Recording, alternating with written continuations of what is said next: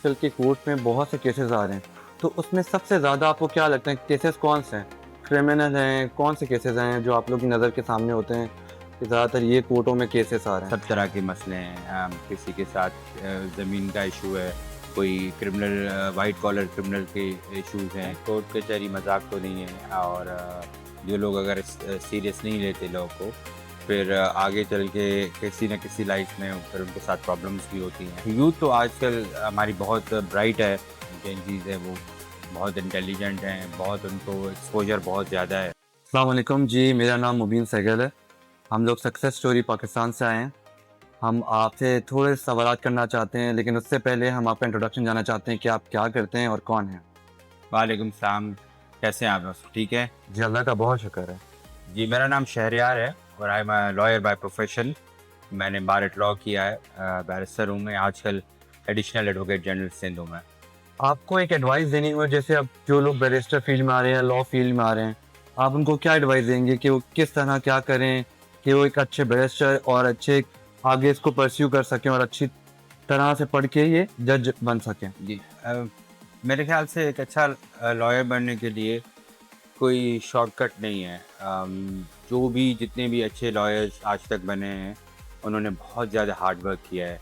There is no shortcut, कोई luck आपकी किसी हद तक काम आती है या आपकी अगर फैमिली में कोई जनरेशन से लॉयर है, वो भी आपको एक हद तक लेकर जा सकते हैं।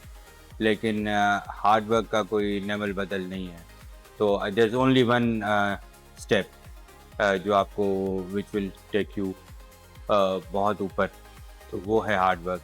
मैं इस प्रोफ़ेशन में, मेरे सारे प्रोफ़ेशन में ऐसा ही है, ऐसा ही है। लेकिन लॉयर्स के लिए स्पेशली आपको specially at the beginning of your career hard work, only hard work. Sir, मैं एक और सवाल पूछना चाहता हूँ आपके फ़र्म के मतलब कि आप लोग के पास तो देखिए हज़ारों केसेस आते हैं। कोई ऐसा केस आया हो जिस पे आपको समझ नहीं आया कि अब मैं क्या करूँ और किस तरह इस केस को हैंडल करूँ? कोई ऐसा डिफ़िकल्ट केस कि आप हमारी आवाम को बताएँ ताकि उससे थोड़ा-सा वो उनको एक नॉलेज हासिल हो जाए? जी, काफ़ी केसेज़ इस तरह के होते हैं, स्पेशली जब मैंने स्टार्ट किया, तो लेकिन उसमें हमारा ये है कि सीनियर्स मेरे बहुत अच्छे रहे हैं शुरू से लेके, वो बहुत हेल्पफुल थे। तो जहाँ भी कभी भी कोई गाइडेंस की ज़रूरत होती थी, तो उनको ही उनकी हेल्प लेता था मैं, और इस तरह का कोई मतलब केस नहीं हुआ कि कहीं मैं फँस गया हूँ और मेरे लिए रेस्क्यू के लिए कोई ना हो। तो I have been very lucky कि कभी ऐसा कुछ नहीं हुआ। माशाल्लाह जी। ज़बरदस्त। मेरा एक और सवाल भी ये है कि अब आजकल के कोर्ट में बहुत से केसेस आ रहे हैं, तो उसमें सबसे ज़्यादा आपको क्या लगता है केसेस कौन से हैं? क्रिमिनल हैं, कौन से केसेस हैं जो आप लोग की नज़र के सामने होते हैं कि ज़्यादातर ये कोर्टों में केसेस आ रहे हैं? अम, हर तरह के केसेस होते हैं। देखिए, मैं ज़्यादातर मैंने प्रैक्टिस जो की है सिविल लिटिगेशन में की है। क्रिमिनल लॉ का मुझे इतना ज़्यादा एक्सपीरियंस नहीं है। लेकिन ऑब्वियसली हर तरह के लोगों के साथ सोसाइटी में सब तरह के मसले हैं। किसी के साथ ज़मीन का इशू है, कोई क्रिमिनल वाइट कॉलर क्रिमिनल के इश्यूज़ हैं, कोई आपका किसी का मर्डर हो जाता है। मतलब यू नेम इट, या जो हर तरह के इश्यूज़ लाइफ सोसाइटी में हम लोग फेस करते हैं, तो सारे केसेस होते हैं, कोई ज़्यादा क्या कम की बात नहीं। और आजकल ये वैसे भी मैंने देखा है कि जो कोर्टों में ये इन लोगों ने मज़ाक बनाया हुआ है चीज़ों को। बड़े इलेक्शंस हैं, बड़ी चीज़ें हैं, लेकिन लोग बहुत हल्ला-गुल्ला करने लग गए हैं, कोर्टों के लिए मज़ाक बनाने लग गए हैं। तो आप उनको क्या एडवाइस करेंगे कि जो ये कोर्टों का मज़ाक उड़ाते हैं? कौन से लोग? बहुत सी जैसे अवाम है, यूथ है, जिनको लगता है कोर्ट कचहरी कुछ नहीं है, कोई लॉ नहीं है पाकिस्तान में। नहीं, ऐसा तो नहीं है, कोर्ट कचहरी मज़ाक तो नहीं है, और जो लोग अगर सीरियस नहीं लेते लॉ को, फिर आगे चल के किसी न किसी लाइफ में फिर उनके साथ प्रॉब्लम्स भी होती हैं।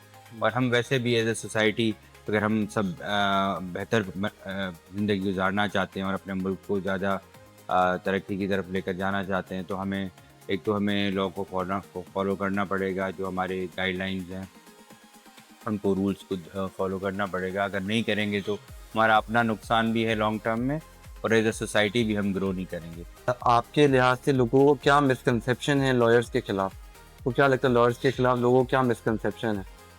अ, सब मैं सब लॉयर्स की बात तो नहीं कर सकता, लेकिन मेजॉरिटी जो है मेरे ख़्याल से लॉयर्स हमारे प्रोफ़ेशन में बहुत अच्छे लोग हैं, जो लोग अपनी रेपुटेशन का बहुत ख़्याल करते हैं। लोग ये समझते हैं कि यार हमारा वकील किसी दूसरे वकील से मिल गया, या लॉयर्स झूठ बोलते हैं, मैनिपुलेट करते हैं।